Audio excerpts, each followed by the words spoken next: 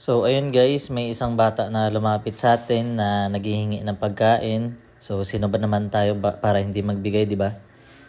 Total, nagbibili lang din naman ako ng pagkain ko. So nag-order na lang din ako ng para sa kanya. So yung pinili niya Skinless is silog? yung skin silog. Isang skinless silog. Lagi nating tandaan na ang pera makikita pa yan. So halata man kasi nagutom siya tsaka puyat siya, binigyan na lang natin. Magsandalo? Bakit gusto mo? Gusto mo?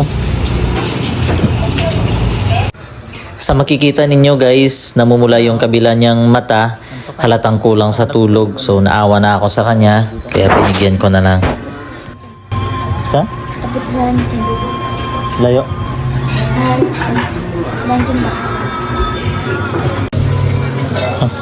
Sige na, magpakabusog ka. Sige, ingat.